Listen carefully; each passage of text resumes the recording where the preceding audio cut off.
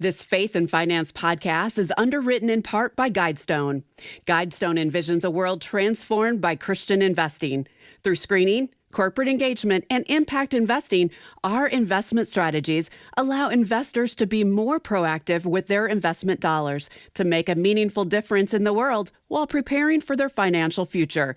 Learn more at guidestonefunds.com/faith.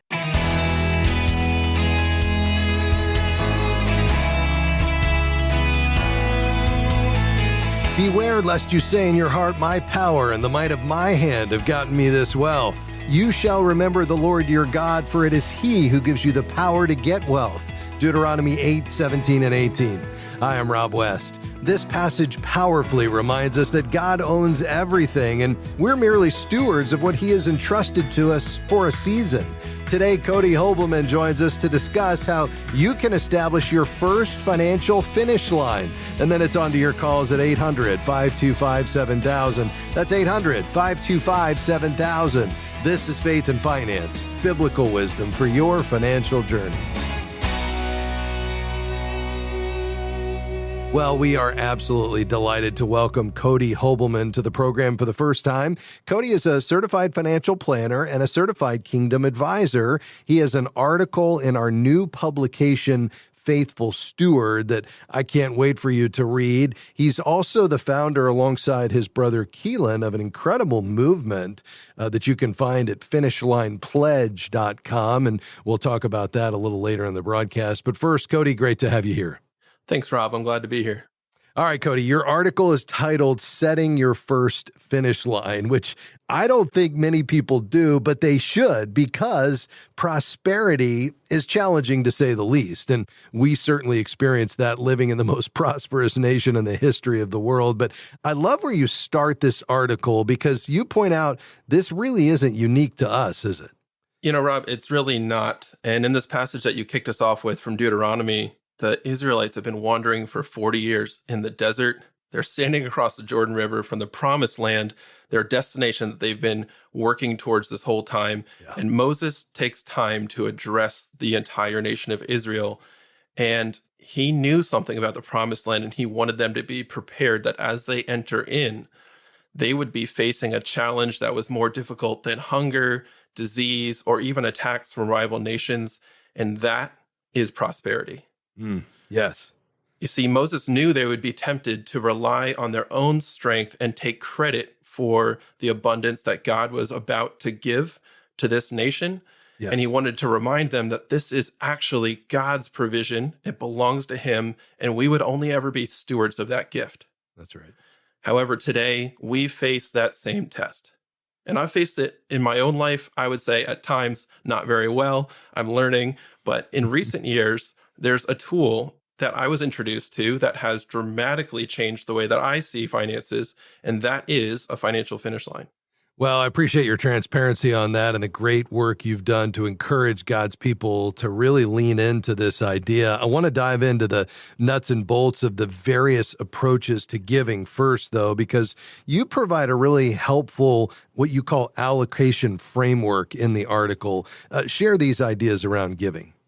Yeah, I'd love to. So allocation simply refers to how do we answer the questions, how much should I give or how much should I keep? And we've seen 5 major ways that people answer these questions. It's spontaneous giving, a giving goal, percentage giving, incremental percentage giving, and a financial finish line. Okay. Spontaneous giving is exactly what it sounds like. It's giving without a whole lot of planning beforehand. A giving goal is picking a number. I want to give X dollars this year, for example. Sure. Percentage giving, this is a pretty common one. You pick a percentage of whatever you earn, and that's what you give. Yeah. Incremental percentage giving builds some growth into that, so you're increasing the percentage of your income that you give over time. And we've probably heard of many of these frameworks. Yeah. However, a financial finish line flips everything on its head. This is where we define a maximum for our spending, which forces you to recognize that this is all God's. We are stewards. We only need so much of His provision for our own needs, and everything above that number can be used to build His kingdom. That is powerful, and I'm sure our listeners found themselves in one of those giving models that you unpack there. They're giving spontaneously, or they set their annual goal, or they say, you know what, 10%'s that number. Or maybe they get a little more advanced and say, all right, it's 10% this year, but next year it's going to be 11 and then 12 after that. But this idea of a financial finish line, recognizing it's all God's, and then saying, how much are we going to keep, actually flips the whole paradigm upside down. So when we come back here, Cody, I can't wait to walk through the mechanics of what this actually looks like. Folks, you might be able to set your very first financial finish line. Cody Hobelman's going to help you do just that. He's here today. He's a CFP and a certified Kingdom advisor, and we got a lot more to come just around the corner. You're not going to want to go anywhere. We'll be right back.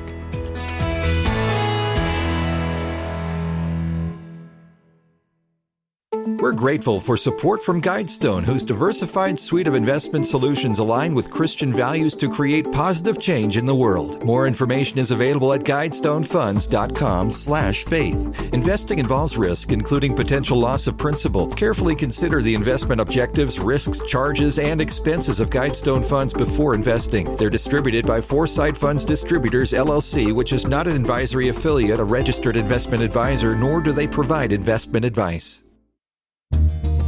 Faith and Finance is grateful for support from Sound Mind Investing. If you have money in an investment account, you know sometimes the stock market can seem like a roller coaster. But it's possible to enjoy both profit and peace of mind as a do-it-yourself investor, no matter what's happening in the market.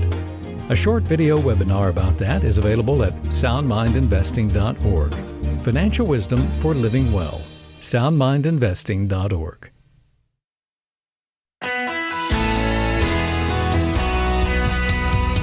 Thanks for joining us today on Faith and Finance.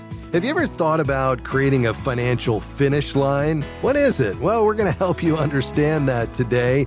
Cody Hobelman is here. Cody is a part of a movement called the Finish Line Pledge. You can check it out at finishlinepledge.com alongside his brother Keelan. He's also a certified Kingdom advisor and a certified financial planner.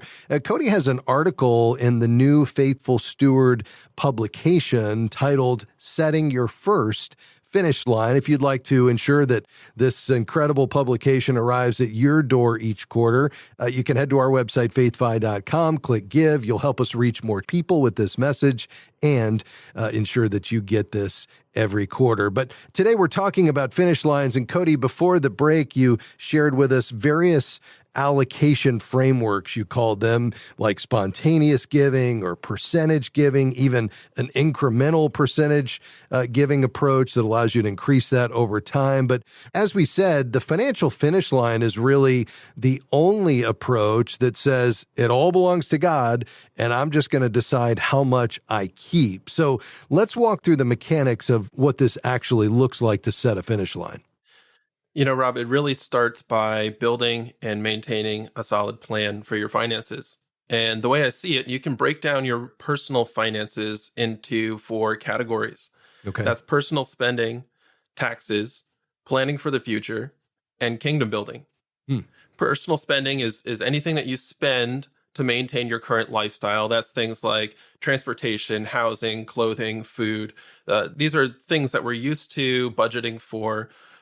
Planning for the future involves savings for things that you're not spending on today. So this could be a car purchase you see coming up in the future. It could be you're saving up for a home or some kind of real estate, or even retirement, for example. Sure. Taxes, we all know about taxes. Yeah. I don't think I need to explain that one. And then kingdom building is really anything that is focused on others. So that's usually in the form of giving, to a ministry or to an individual or some other kind of impact work that's not focused on yourself. Okay. Yeah, that's helpful to put it into those buckets. And we're going to dial into personal spending, or what we might call lifestyle spending. And we often say, Cody, on this program, that lifestyle is the primary determinant of financial success. And so this really is the area we need to zero in on, right? Exactly. And that's why in my own story and in our recommendations, we always say you should start with your lifestyle finish line because of the level of importance that has for anyone on this journey. So that looks like setting a maximum that you're willing to spend on your own lifestyle. Okay. And it's easy to think about that as a monthly amount. Yeah. So what this really accomplishes is it protects you against lifestyle creep or just the rising cost of your lifestyle when that's not what you intended. Yeah. It keeps you aligned with God's purposes for your finances. And there are several ways that people arrive at how to set their spending finish line, but I want to give you 3 of the most common ways that people have done this from my own experience. Okay. The first is a maintenance spending finish line. It's probably the simplest because it simply is locking in your current spending. So if you believe that your current spending on your lifestyle is appropriate and you don't intend for it to grow beyond what you intended, what you can do is say, I'm drawing a line. That is your maintenance spending finish line. I'm not going to increase from here. Yeah, and that's a big idea in and of itself, Cody, because as we know, our level of spending always rises to our level of income unless we protest to the contrary. So drawing that line would ensure that additional increases in income would not just be gobbled up in more lifestyle spending, right? That's right. Excellent. The second method, this is actually how Keelan and I set our own finish lines, and it's a somewhat popular method, is to look at what is reasonable, and that's using census data. There's all kinds of ways to arrive at this, but we call it a benchmark spending finish line because you're not making this decision purely from your own opinion. You're looking out and trying to get objective data to help inform your decision of where to set a benchmark. And what we've done is actually created a website that you mentioned, finishlinepledge.com.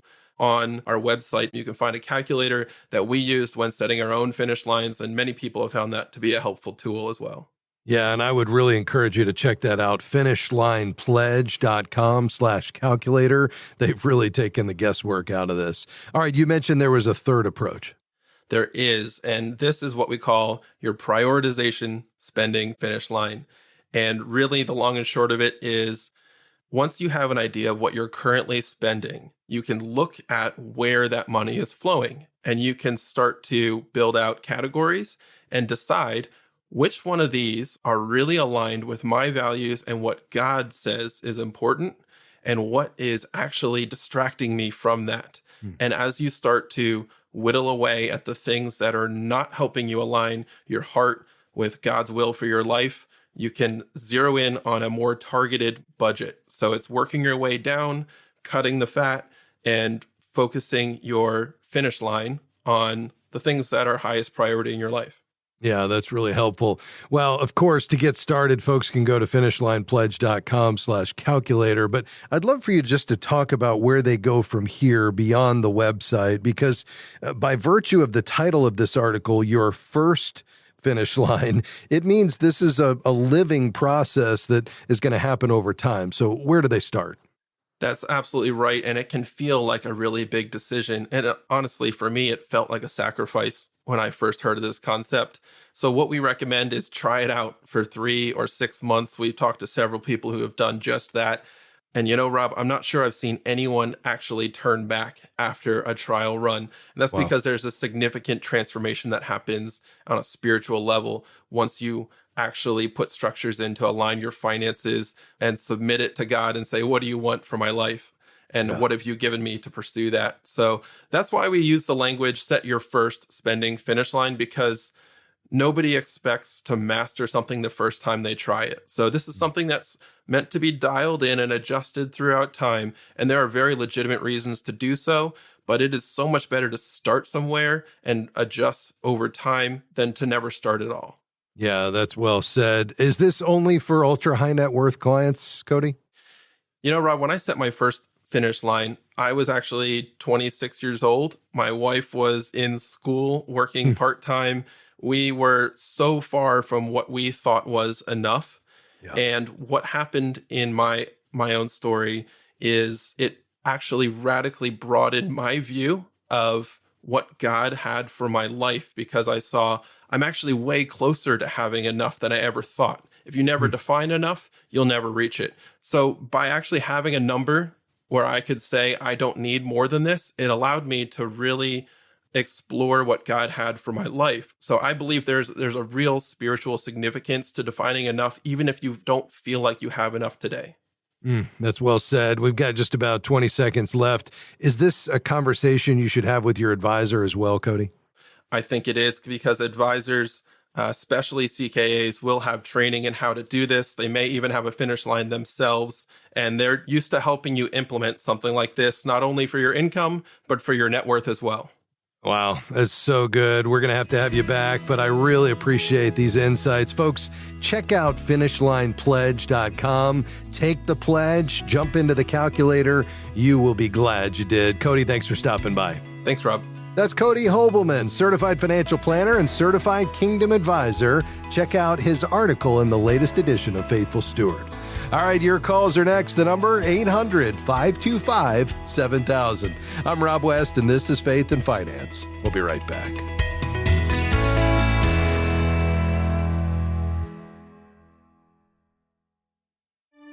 Are you looking for a financial professional who aligns with your biblical values? Certified Kingdom Advisors are trusted financial, legal, or accounting professionals who have completed a rigorous certification program to ensure they provide biblically wise financial advice as part of their practice. You can find a local CKA professional in your area by going to faithfi.com and clicking Find a CKA. Empty stomachs, waterborne illnesses, hopelessness. These are harsh realities for impoverished African children, but you can make a difference. Join with Cross International to share the love of Jesus with a child in critical need today. Each gift of $62 provides a child with life-saving resources. Give now at crossinternational.org/faith or 866-843-9500 and help kids go from barely surviving to thriving.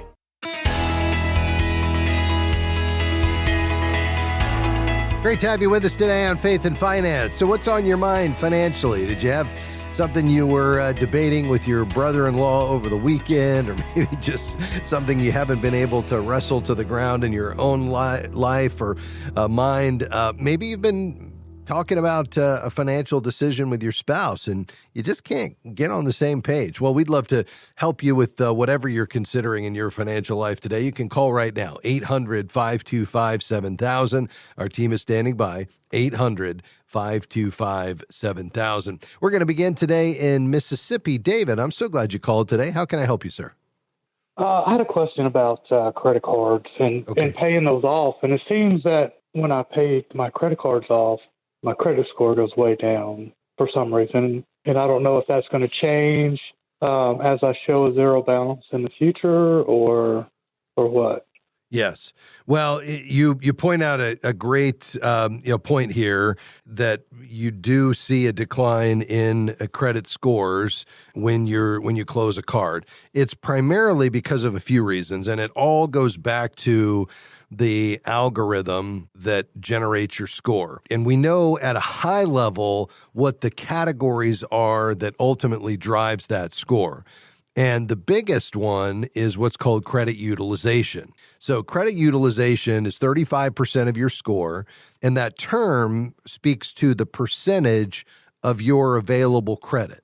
Okay, so if your limit is 1,000 and you've got a balance of 300, you've got 30% credit utilization. Okay, now when you close a credit card, you lose that available credit, making any balances you're carrying on other cards a higher percentage of the overall limit or overall credit that's available to you. Okay, so I think, that's the first issue, is just looking at what kind of balances am I carrying, and is that now going to push that percentage up? And if it pushes it up over 30%, then that's where it's really going to start to bring your score down. So let me just stop there and ask, are you carrying any balances month to month, or are you paying everything off, before the due date? So until just recently, I've had a almost maxed out credit cards. Yeah. And so here recently I've been paying a month to month. Just every month I pay the minimum, and so this isn't going anywhere. So I just ended up just saving up and just paying them off. And I still have the credit cards open. but they have a zero balance. And then when I look on, say, Credit Karma, it said, well, your point went down, 39 points because your balance on this credit card went down. I got it. Yeah. And so I'm wondering if, that's just kind of an initial hit, and then eventually, that will correct itself in the future and go back up. Yeah, it's a good question. So maybe I misunderstood. So you're talking about the credit score declining because you paid it down, not necessarily because you closed it. Is that right? Right. I haven't closed it. They're still there. Okay. Still have. Yeah. So that's a different issue. So first of all, you did a great thing. There's no reason to ever pay any, interest when you don't have to. So I would say absolutely pay them in full. I would probably go ahead and leave them open for the reasons that I mentioned. The second reason I was going to get to was that it changes your credit history. And so by closing an account, it can be removed from your credit history, which means you have less history, which in the eyes of the credit score is not a good thing. So that's why you'd want to keep them open. So it's probably just because it changed the credit mix, in that, the amount of, if you stop using your credit cards or you pay it off, score could dip because credit activity is lower. So that would be one issue. It could just be, a very temporary thing that has to do with the reporting, the timing of it. But, the idea that you've lowered your credit utilization and you've kept that account open is generally a good thing. And so I wouldn't worry about it. That 17-point hit is going to come right back up, and you absolutely did the right thing. So I would say if you check it again in another 30 days, I think you're going to be right back where it was. Now, if you stop using those cards and therefore you have less now recurring activity, then that could unfortunately penalize you. And so the way around that is, what I would say is use the cards for, maybe there's a budgeted recurring charge that you have, a subscription to something, or, something that you're planning to spend money on. Go ahead and put that as an auto charge on that credit card and then just pay it off, every month. And that small charge is just going to keep that account active and show you as an on-time payer month to month. And that will be a good thing because it'll be good current activity, on-time payments, and low credit utilization, which will all reward you over the long haul. Okay, that sounds good. Okay, so that was a good financial move. That drop is temporary. If you just continue to maintain, good active credit habits, you're going to be rewarded for that, and that will maximize your score. And listen, at the end of the day, that score moving around even 50 points up or down doesn't really matter unless you're out there, getting ready to buy a house or a car and you're trying to get up above a certain threshold to qualify for the very best terms and rates. Apart from that, it really doesn't matter. Doesn't really matter. Yeah, I guess my thinking was just in case an emergency happened and I needed to have some out, maybe, and I had a good credit score to back it up. So no, that's very wise. Hey, last thing I'll add is if you haven't done this recently, I'd go to Annual Credit Report and just pull your 3 credit files. That's the government website. It's free. There's no hit to your credit when you do it. But I would just look and make sure there's not any erroneous or inaccurate information that's driving these scores down. Probably not, but worth a check. Annualcreditreport.com. Pull all 3 bureaus' reports, TransUnion, Equifax, and Experian. Thanks for your call, David. Well, folks, we're nearing the end of the program today. As we think about applying God's wisdom to our financial decisions and choices, we want to look back to God's word, and here's what we will find. Apart from the big idea that we're stewards and God is owner and he gives us the power to create wealth, I think we need to remind ourselves that there are plenty of admonitions in Scripture around how we should handle money, the fact that we should avoid debt, the importance of goal setting, the importance of paying our taxes, the fact that we should be training the next generation, our kids, in these principles and a biblical worldview of money management, and certainly living within our means. And we want to remind you of those principles and ideas that are very practical but rooted in God's Word each time we gather together. And by the way, and speaking of living within our means, if you're struggling with that like I I am, and so many of us are in the midst of high inflation, check out the FaithFi app. It's what Julie and I use to manage our budget every day, and it's really helpful to know what's left in each envelope when you take a look at that app in real time. You can download it today at faithfi.com. Just click app. Well, folks, that's going to do it for us. A big thanks to my team today, Devin Patrick, Robert Youngblood, Jim Henry, and everybody here at FaithFi that makes this possible. You have a great day, and hope you'll come back and join us tomorrow. We'll see you then. Bye-bye.